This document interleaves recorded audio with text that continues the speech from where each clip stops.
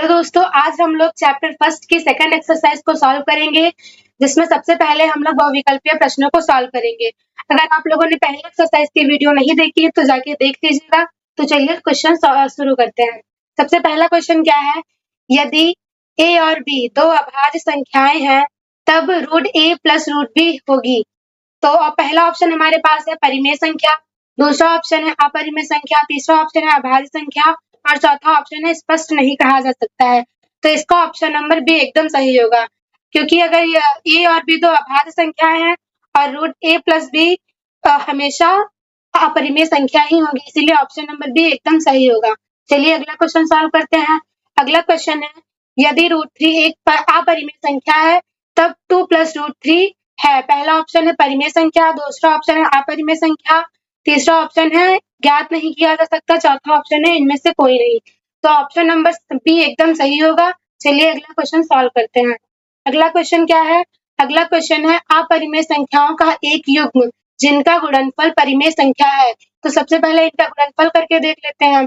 तो इसका गुणा करेंगे रूट 18 का, अगर रूट 5 से गुणा करेंगे तो कितना आ जाएगा, 18 पंचे 90 आ जाएगा रूट में। ये परफेक्ट रूट नहीं होता है तो ये नहीं होगा। और यहाँ से इसका गुणा करेंगे तो रूट में 10 आएगा, ये भी नहीं होगा। यानी कि पहला और दूसरा ऑप्शन एकदम गलत है। तीसरा ऑप्शन क्या है, रूट 3 और रूट 27। तो यहाँ से अगर हम इसका गुणा करेंगे तो क्या आ जाएगा, 27 तिया 81 हो जाएगा और 81 9 का परफेक्ट रूट होता है, यानी कि सी नंबर ऑप्शन एकदम सही हो जाएगा। चलिए अगला क्वेश्चन सॉल्व करते हैं। अगला क्वेश्चन क्या है, अगला क्वेश्चन है, यदि रूट 5 एक अपरिमेय संख्या है तब 3 माइनस रूट 5 है। एक अपरिमेय संख्या या परिमेय संख्या स्पष्ट नहीं कहा जा सकता या उपरोक्त में से कोई नहीं। अगर रूट 5 एक अपरिमेय संख्या है तो 3 माइनस रूट 5 भी एक अपरिमेय संख्या होगी, यानी कि ऑप्शन नंबर बी एकदम सही है। चलिए अगला क्वेश्चन सॉल्व करते हैं। अगला क्वेश्चन क्या है, निम्नलिखित संख्याओं में कौन सी संख्या एक परिमेय संख्या है। तो इसको सॉल्व करते हैं, उसके बाद करते हैं। तो ए ऑप्शन क्या है हमारे पास, रूट 3 अपॉन में रूट 5, ये ऑप्शन गलत है। बी ऑप्शन क्या है, रूट 2 इंटू रूट 7, इसका गुणा करेंगे तो रूट 14 आएगा, ये भी गलत है। इसको सॉल्व करेंगे तो यहाँ से क्या आ जाएगा, रूट यहाँ रूट 5 का स्क्वायर कितना आ जाएगा, 25 5 आ जाएगा और 7 का आ जाएगा 7 आ जाएगा। तो यहाँ से ये परिमेय संख्या होगी, यानी कि सी नंबर ऑप्शन एकदम सही है। चलिए अगला क्वेश्चन, अगला क्वेश्चन है, निम्न में से अपरिमेय संख्या होगी। तो पहला ऑप्शन है रूट 25, ये एक परफेक्ट रूट है 5 का, और दूसरा ऑप्शन 81 है, ये भी 9 का परफेक्ट रूट है, और सी ऑप्शन है 5/3, ये भी है परिमेय संख्या। डी ऑप्शन लेकिन 5 प्लस 2 ये एक अपरिमेय संख्या है, तो ऑप्शन नंबर डी एकदम सही हो जाएगा। चलिए अगला क्वेश्चन सॉल्व करते हैं। अगला क्वेश्चन क्या है, अगला क्वेश्चन कह रहा है एक परिमेय संख्या और एक परिमेय संख्या का अपरिमेय संख्या का अंतर होता है। पहला ऑप्शन है सदैव अपरिमेय संख्या, दूसरा ऑप्शन है सदैव परिमेय संख्या, तीसरा ऑप्शन है परिमेय और अपरिमेय संख्या दोनों, और चौथा ऑप्शन है शून्य। तो इसका ऑप्शन नंबर क्या सही हो जाएगा, बी ऑप्शन नंबर एकदम सही हो जाएगा। एक परिमेय संख्या और एक अपरिमेय संख्या का अंतर सदैव एक अपरिमेय संख्या होगी। चलिए अगला क्वेश्चन सॉल्व करते हैं। चलिए अगला क्वेश्चन सॉल्व करते हैं। अगला क्वेश्चन क्या है, 8 नंबर क्वेश्चन बोला है, दिखाइए कि निम्नलिखित में से प्रत्येक अपरिमेय संख्या है। यानी कि हमें जो ये दी है इनको सिद्ध करना है कि ये क्या है, अपरिमेय संख्या है। तो पहला क्वेश्चन हमारे पास क्या है, 8वें का पहला क्वेश्चन हमारे पास है रूट 3। तो सबसे पहले इसको हम मान लेते हैं। कोई भी अपरिमेय संख्या अगर दी है और उसको सिद्ध करना है तो सबसे पहले हम मान लेंगे कि वह एक परिमेय संख्या है। तो यहाँ पे माना रूट 3 एक परिमेय संख्या है, इसको मान लिए। अब अगर परिमेय संख्या है तो हम इसको क्या लिख सकते हैं, परिमेय संख्या से हम इसको a अपॉन बी के रूप में लिख सकते हैं। तो यहाँ से क्या लिख सकते हैं हम, तब रूट 3 बराबर क्या लिख सकते हैं, a अपॉन बी के, जहां a और b क्या है, a और b दोनों सह-अभाज्य संख्याएं हैं। क्या है, सह-अभाज्य संख्याएं हैं, सह-अभाज्य संख्याएं हैं। अब इसके आगे क्या करेंगे, सह-अभाज्य संख्याएं और क्या है, b is not equal to 0 है। अब इसको हम यहाँ से सॉल्व कर लेते तो यहाँ से आ जाएगा root 3 is equal to a by b, ये हमारा क्या हुआ, फर्स्ट समीकरण हो गया। यहाँ से अगर हम दोनों पक्षों का वर्ग कर दे तो हमारे पास आएगा √3 का whole square is equal to a by b का होल स्क्वायर। तो यहाँ से हमारे पास क्या आ जाएगा, 3 बराबर a square upon b square. अब यहाँ से अगर हम इस बी स्क्वायर को इधर भेज देंगे तो यहाँ से आ जाएगा 3 by B square is equal to a square आ जाएगा। यहाँ से ये हमारा क्या हुआ, समीकरण 2 हो जाएगा। फिर आगे इसको सॉल्व करेंगे, इधर देखिए तो यहाँ से क्या आ जाएगा, जो 3 a स्क्वायर को विभाजित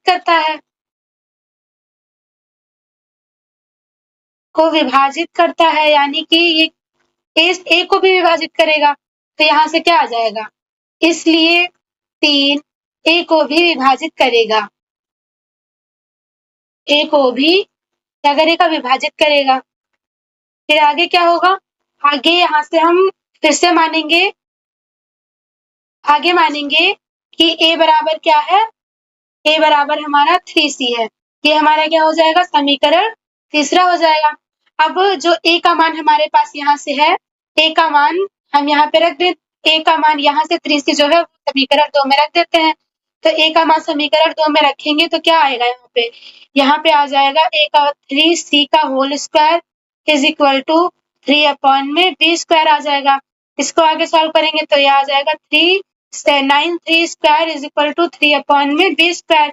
अब ये 3 से 3 बार में कट जाएगा तो यहाँ से क्या आ जाएगा, यहाँ से आ जाएगा 3c square is equal to 1 upon में इज इक्वल टू क्या आ जाएगा, b स्क्वायर आ जाएगा। अब इसको अब यहाँ पे क्या लिखेंगे, यहाँ पे लिखेंगे हम जो 3 है वो b स्क्वायर को क्या करता है, विभाजित करता है, b स्क्वायर को विभाजित करता है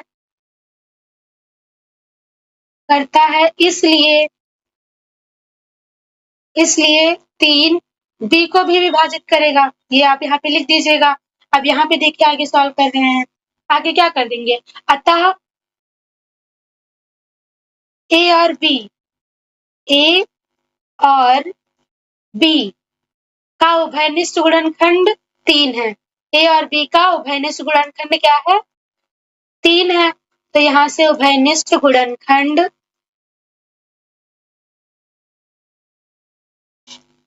3 है, ये हो जाएगा यहाँ से। परंतु हमारी परिकल्पना क्या है, गलत है। तो लिख देंगे परंतु हमारी परिकल्पना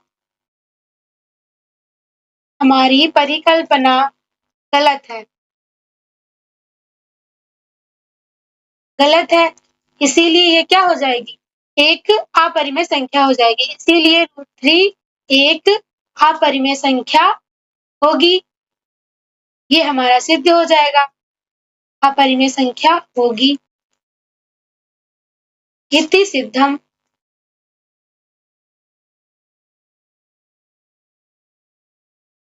चलिए अगला क्वेश्चन क्या है, अगला क्वेश्चन है 8वें का दूसरा है 5√7। तो चलिए अगले पेज पे सॉल्व करते हैं। तो 8वें का दूसरा क्वेश्चन क्या था हमारे पास, 5√7 था, 5√7 था। अब इसको भी जैसे हम उसको माने थे, सबसे पहले इसको भी हम लोग मान लेंगे। तो यहाँ से क्या आ जाएगा, माना 5√7 एक परिमेय संख्या है। क्या है, परिमेय संख्या है, ये मान लिए। अब इसके बाद अगर परिमेय संख्या है तो हम इसे क्या लिख सकते हैं, तब हम क्या लिख सकते हैं इसे, तब हम इसे P अपॉन Q के रूप में लिख सकते हैं, P अपॉन Q के रूप में लिख सकते हैं,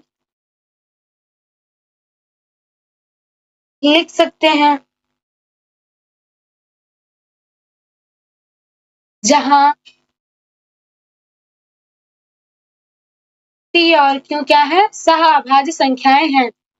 P और Q सह अभाज्य संख्याएं हैं और Q is not equal to 0 है। इसलिए हम क्या लिख पाएंगे, 5√7 बराबर 3/क्यों लिख देंगे। अब इस √7 को इधर ही आने 5 को इधर भेज देते तो यहाँ से क्या आ जाएगा, √7 इज इक्वल टू 3/5 क्यों, यहाँ से आ गया क्योंकि P, Q और 5 हमारे क्या है, पूर्णांक है। 5 सभी पूर्णांक हैं, सभी क्या है, पूर्णांक है।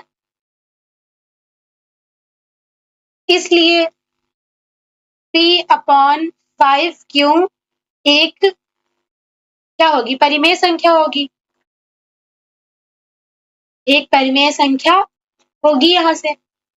अब इसके आगे क्या करेंगे, इसके आगे आप सबको पता होगा, अगर जो √7 है वो एक अपरिमेय संख्या है तो आगे क्या लिखेंगे, यहाँ से लिखेंगे हम, लेकिन हम जानते हैं, हम क्या जानते हैं, हम जानते हैं कि √7 एक अपरिमेय संख्या है, अपरिमेय संख्या है, अपरिमेय संख्याएं हैं। तो या इसीलिए हमारी परिकल्पना क्या हो जाएगी, गलत हो जाएगी। इसीलिए हमारी परिकल्पना गलत है। हमारी परिकल्पना क्या है, गलत है। अतः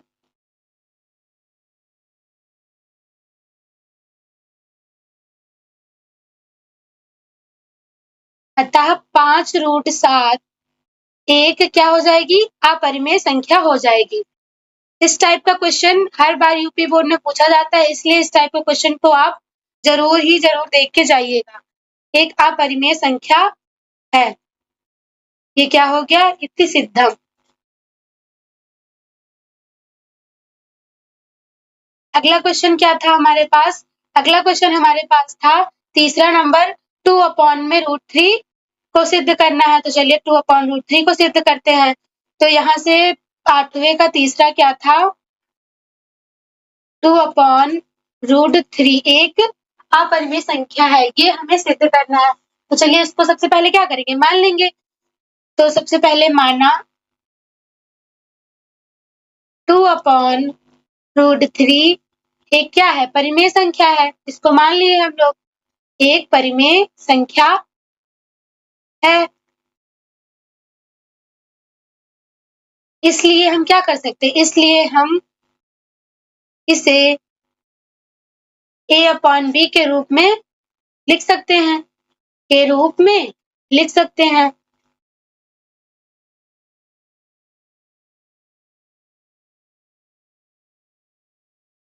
जहां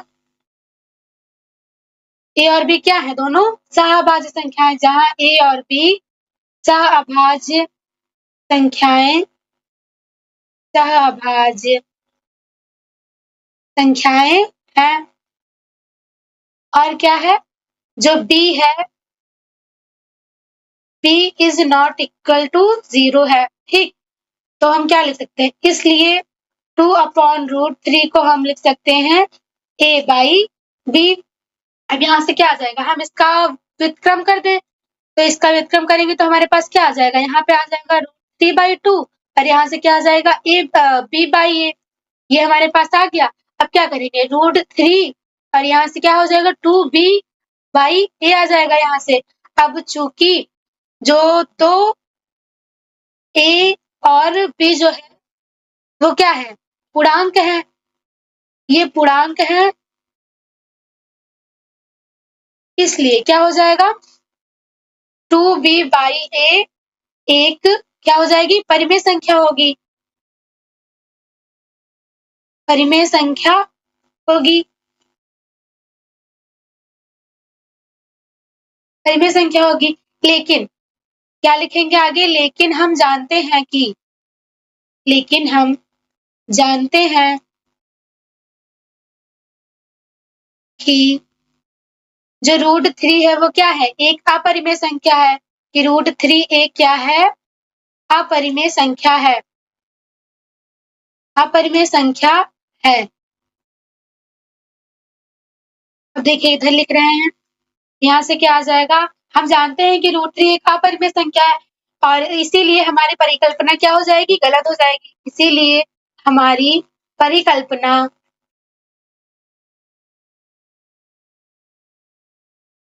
गलत है। अतः 2/√3 क्या है, एक अपरिमेय संख्या होगी, एक अपरिमेय संख्या है। ये क्या हुआ, ये सिद्ध हो गया, इति सिद्धम। अगला क्वेश्चन क्या है, अगला क्वेश्चन देखते हैं। अगला क्वेश्चन हमारे पास क्या है, 8वें का चौथा नंबर है, 1 - √7 है, क्या है, अपरिमेय संख्या है। ये हमें सिद्ध करना है, तो चलिए इसको भी सॉल्व करते हैं। तो यहाँ से क्या क्वेश्चन था हमारा, क्वेश्चन था 8वें का चौथा नंबर था 1 - √7 को हमें सिद्ध करना था। तो चलिए सिद्ध करते हैं इसको भी। सबसे पहले क्या करेंगे, सबसे पहले हम मान लेंगे कि 1 - √2 क्या है, एक अपरिमेय संख्या है। तो सबसे पहले लिखेंगे माना 1 - √7 एक क्या है, परिमेय संख्या है। ये हो जाएगी एक परिमेय संख्या है। तो हम इसे क्या लिख सकते हैं, अब हम लैंग्वेज नहीं लिखेंगे, हम डायरेक्ट इक्वेशन लिख देंगे। तो हम इसे क्या लिख सकते हैं, a और b के रूप में, a/b के रूप में लिख सकते हैं। और जो a और b है वो क्या हो जाएगा, सहअभाज्य संख्याएं हो जाएगी। a और b सहअभाज्य संख्याएं हैं।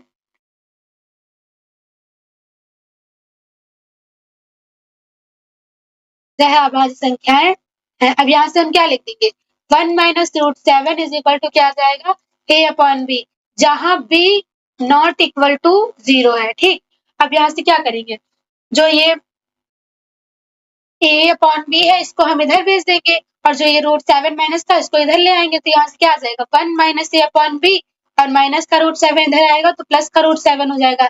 ये हमें इतना मिल गया। अब इसका एलसीएम ले लेते तो यहाँ से आ जाएगा b - a/b आ जाएगा इज इक्वल टू √7 आ जाएगा।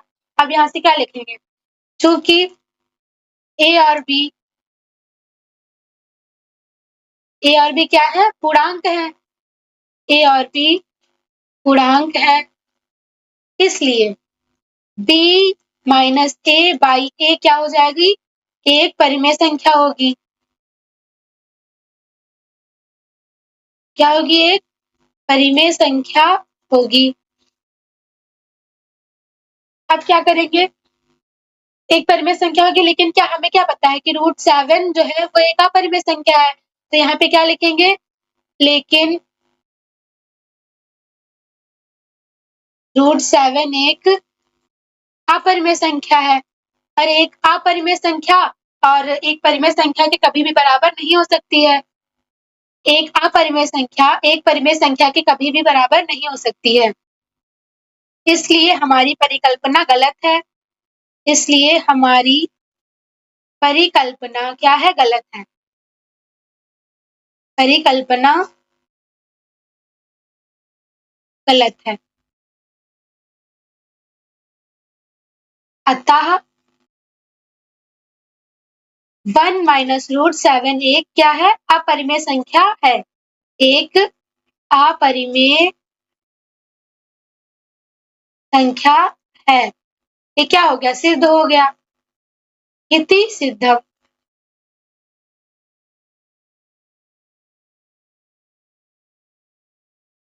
चलिए अगला क्वेश्चन सॉल्व करते हैं।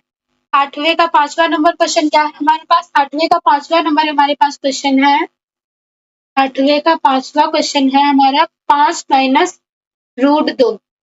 ये हमारा क्वेश्चन है, इसको हमें सिद्ध करना है। तो जैसे हर क्वेश्चन में मानते थे इसमें भी मान लेते हैं कि माना 5 - √2 एक क्या है, एक परिमेय संख्या है।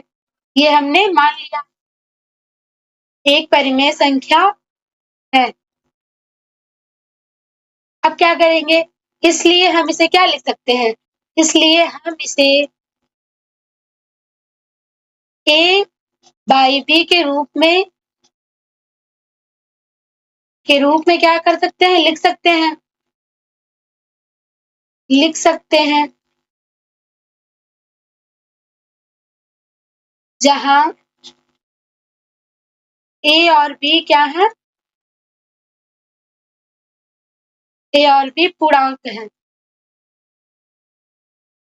ए और बी पूर्णांक है और b is not equal to 0 है।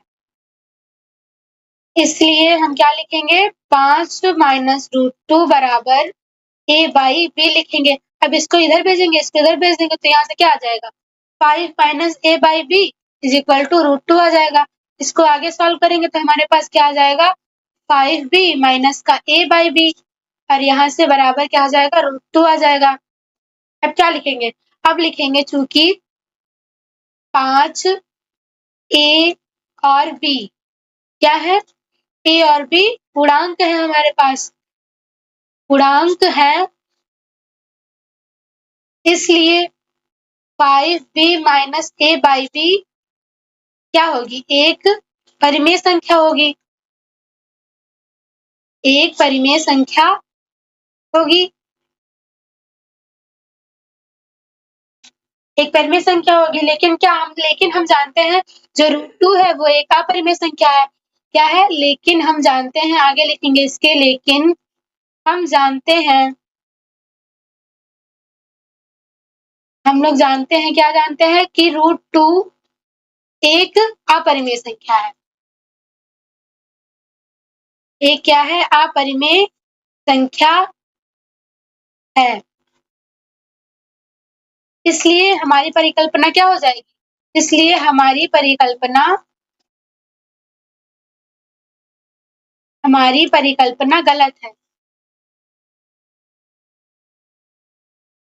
गलत है, अतः 5 माइनस रूट 2 क्या है, एक अपरिमेय संख्या है, अपरिमेय संख्या है। ये हमारे 8 नंबर क्वेश्चन के जितने भी क्वेश्चन थे, 5 क्वेश्चन थे, पांचों क्वेश्चन सॉल्व हो चुके हैं और ये सारे क्वेश्चन यूपी बोर्ड के लिए सबसे ज्यादा इंपॉर्टेंट है।